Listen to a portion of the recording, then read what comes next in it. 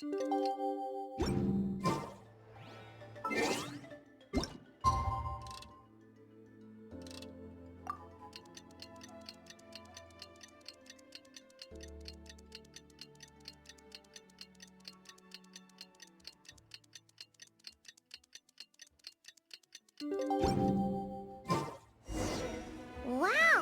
Time sure flies when you're having fun. Oh, Paimon's exhausted. Guess it's about time to head back and get some rest.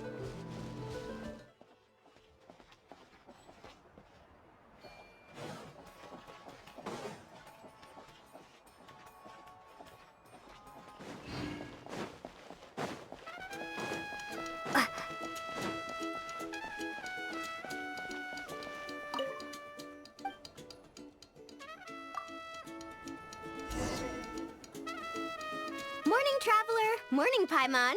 Thought I'd come over and say hi, puffer, floaters, and all! Morning, Moalani. How are you so full of energy? Weren't you the one partying the hardest last night? That was last night! I got a good night's sleep, and now I'm good as new! Here, take this. It's your prize for completing the album. I picked yours up, too, to save you the trip. Wow! Thanks, Moalani. That was so nice. When it comes to helping people, a good guide always thinks one step ahead, right? Oh, and speaking of work, I guess our vacation's almost over, huh? Probably for the best. If I don't head back soon, I'm worried my little doggy won't even remember me. And after talking to the others, it seems like everyone is just about ready to get back. Some are missing their families. Others are going through dandelion wine withdrawal, I guess. Even Chaska seems to be feeling it. Not that she'd ever admit it, but I have noticed her gazing back towards the Flower Feather clan at night. But summer's not over yet, so I say, we squeeze a few more unforgettable moments into the time we've got left. Like another group photo. Hey, how about taking one right here? After all this time, Paimon's grown kind of attached to this place. Great idea! Why don't you spruce up this wall, and I'll go gather the others. See you over at the plaza!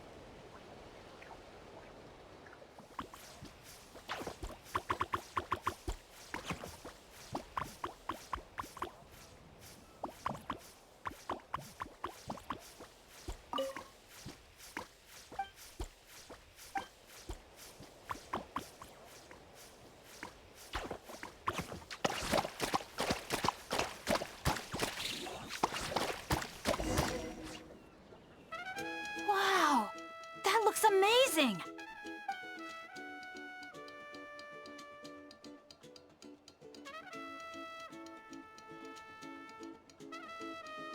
Guys, over here! We're gonna take a picture together! Oh, not bad, not bad. You're all looking full of energy this morning. Not a trace of bedhead or dark circles in sight. Whoa, you even look out for stuff like that? Well, what kind of guide would I be if I didn't pay attention to the details? Yeah, and what kind of bard would I be if I didn't appreciate a good drink? What's that got to do with anything?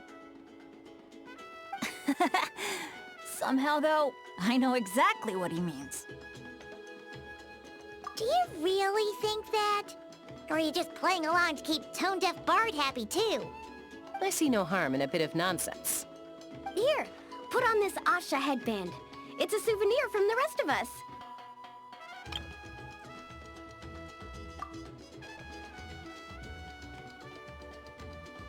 It really suits you. Alrighty then. 3, 2, 1.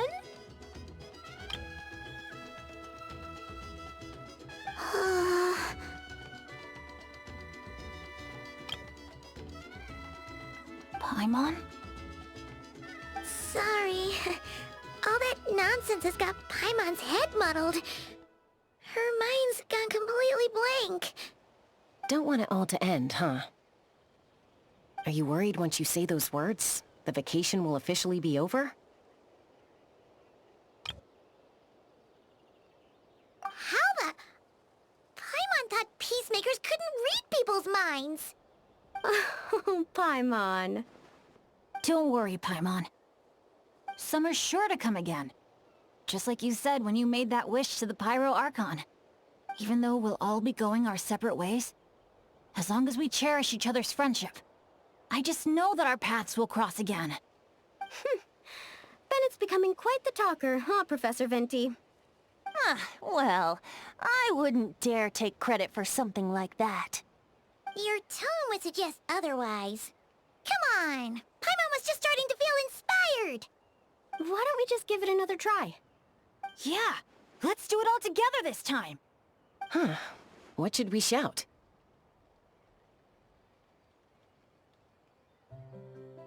Sounds good!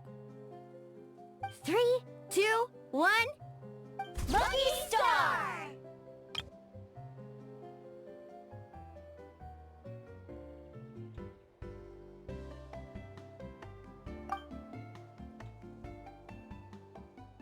So, what are your plans for the future, Bennett?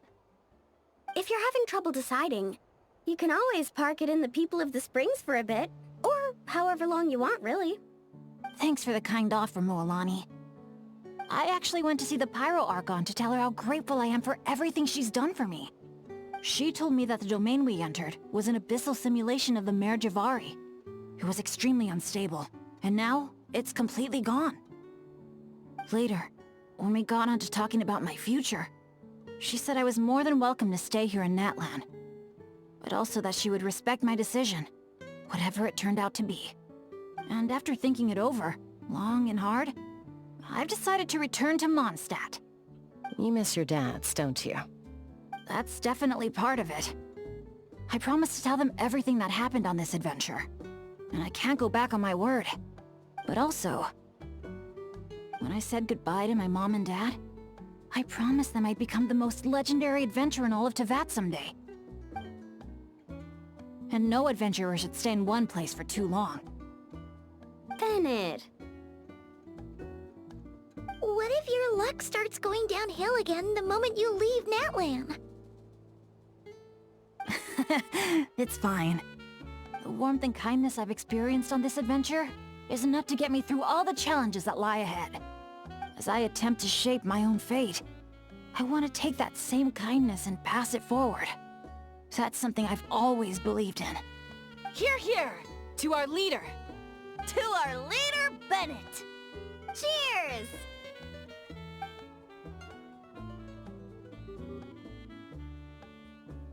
Oh, this is gonna be another all-nighter, isn't it? The fun never stops! Who's up to perform next? Bennett's almost fallen asleep several times now. No. I can still keep going. Go get some rest now, guys. And seeing as you've still got the energy, I'll leave the cleanup to you, Mualani. Huh? Why me? Traveler, perhaps you could join me for a walk? I know a great spot.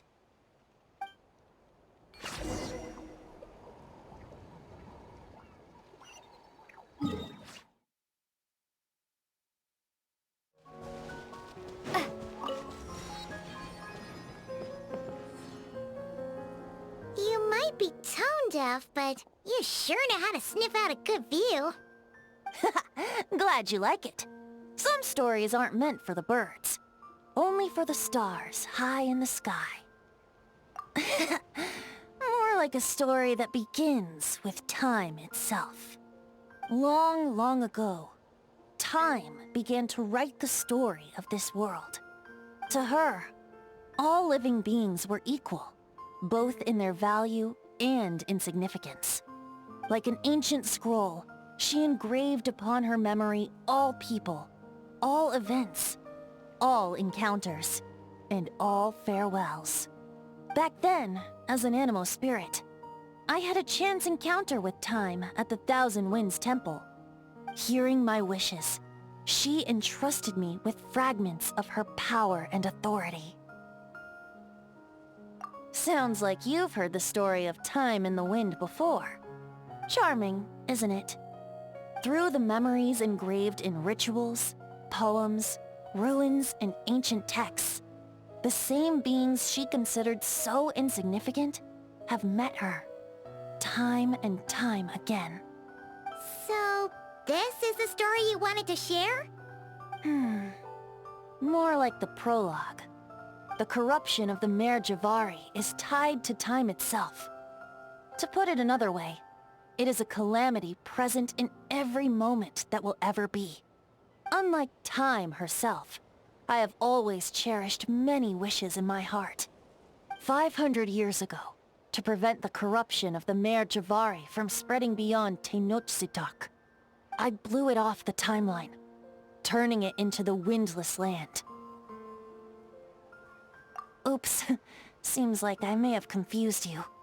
If you're asking about how the Mare Jivari disappeared from Tenochtitlán 2 or 3 decades ago, there may be someone else better suited to tell that story.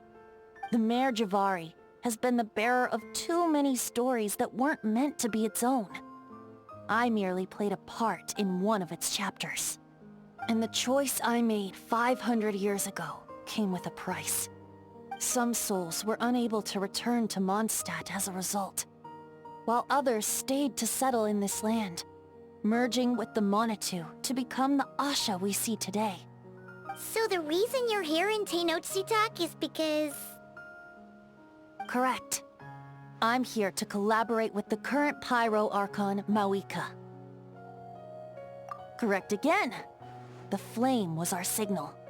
Only by having Mawika open a rift between that space and the true Mare Jivari could I sneak in and bring back all the souls who wish to return. As for my little trick of bringing back memories as well, it's not the first time I've pulled that off. Mawika also mentioned that you were planning to introduce us. Looks like I beat you to it, huh?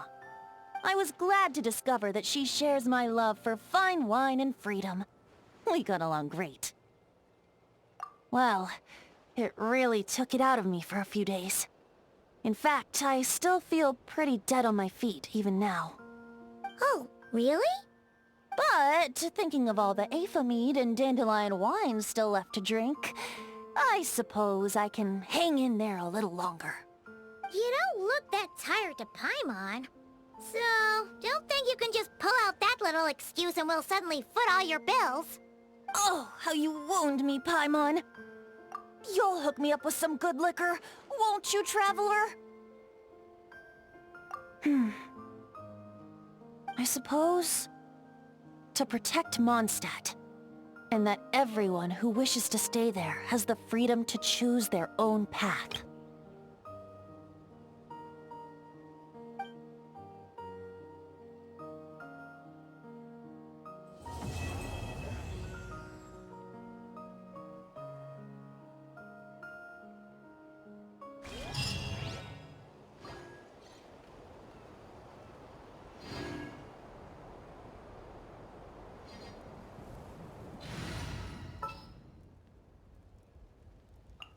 Nearer to the